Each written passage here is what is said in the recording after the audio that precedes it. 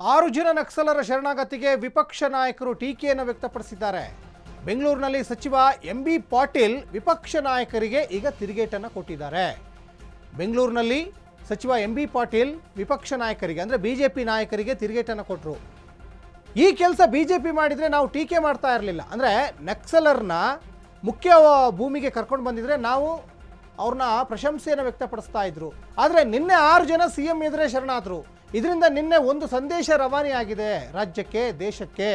ನಕ್ಸಲರ ಶರಣಾಗತಿ ಬೇಡ ಅಂದರೆ ನೀವು ಇದನ್ನು ಬೆಳೆಸ್ತೀರಾ? ಹಾಗಾದರೆ ನಕ್ಸಲಿಸಮ್ ಬೆಳಿಬೇಕು ಅಂತ ಬಿಜೆಪಿಯವರು ಹೇಳ್ತಾರಾ? ಹಾಗಾದರೆ ಅಂದರೆ ಅವ್ರನ್ನ ಕರ್ಕೊಂಡು ಬರಬಾರ್ದಿತ್ತು ಅನ್ನೋ ಆ್ಯಂಗಲಲ್ಲಿ ನಿನ್ನೆ ಸುನೀಲ್ ಕುಮಾರ್ ಹೇಳ್ತಾ ಇದ್ರು.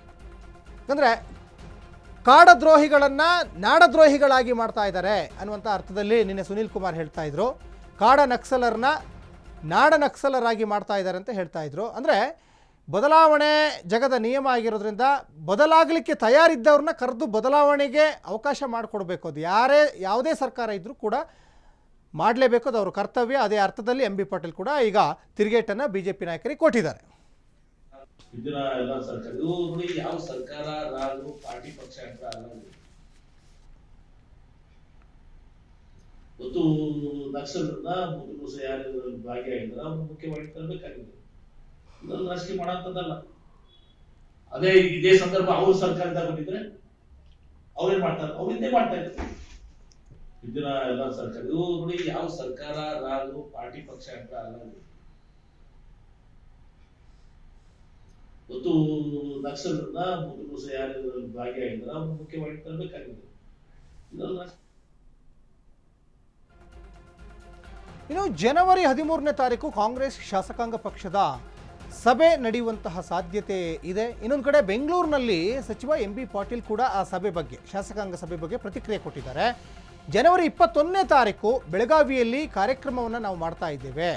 ಮನಮೋಹನ್ ಸಿಂಗ್ ನಿಧನದಿಂದ ಕಾರ್ಯಕ್ರಮ ರದ್ದಾಗಿತ್ತು. ಅವತ್ತು ಒಂದಿಷ್ಟು ಮಹಾತ್ಮ ಗಾಂಧೀಜಿಯವ್ರನ್ನ ನೆನೆಸ್ಕೊಳ್ಳಲಿಕ್ಕೆ AICC ಶತಮಾನೋತ್ಸವ ಕಾರ್ಯಕ್ರಮ ಮಾಡಬೇಕು ಅಂತ ಎಲ್ಲ ಪ್ಲ್ಯಾನ್ ಆಗಿತ್ತು.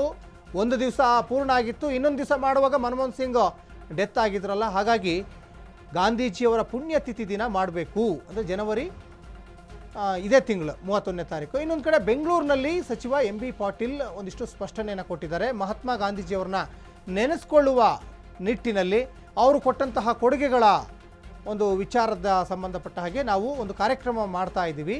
ಆಲ್ರೆಡಿ ರದ್ದಾಗಿರುವಂಥ ಕಾರ್ಯಕ್ರಮವನ್ನು ನಾವು ಅದನ್ನು ಮಾಡ್ತೀವಿ ಅನ್ನುವಂಥ ಅರ್ಥದಲ್ಲಿ ಈಗ ಎಂಬಿ ಪಾಟೀಲ್ ಕೂಡ ಒಂದಿಷ್ಟು ಸ್ಪಷ್ಟನೆಯನ್ನು ಕೊಟ್ಟಿದ್ದಾರೆ.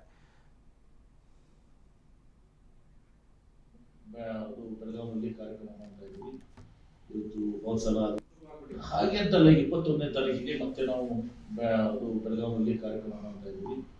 ಇವತ್ತು ಹೋದ್ಸಲ ಅದು ಮನಮೋಹನ್ ಸಿಂಗ್ ಅವರು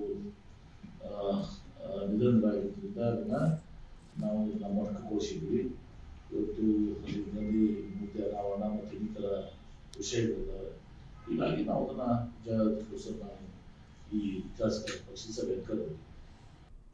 ಹಾಗೆ ಅಂತಲ್ಲ, 21ನೇ ತಾರೀಕಿಗೆ ಮತ್ತೆ ನಾವು ಬೆಳಗಾವಿಯಲ್ಲಿ ಕಾರ್ಯಕ್ರಮ ಮಾಡ್ತಾ ಇದ್ದೀವಿ. ಇವತ್ತು ಹೋದ್ಸಲ ಅದು ಮನಮೋಹನ್ ಸಿಂಗ್ ಅವರು ನಿಧನರಾಗಿದ್ದರಿಂದ ಅದನ್ನ ನಾವು ನಮ್ಮ ಘೋಷಿಸಿದ್ವಿ. ಇವತ್ತು ಅಲ್ಲಿ ಮೂರ್ತಿ ಅನಾವರಣ ಮತ್ತು ಇನ್ನಿತರ ವಿಷಯಗಳಿದ್ದಾವೆ.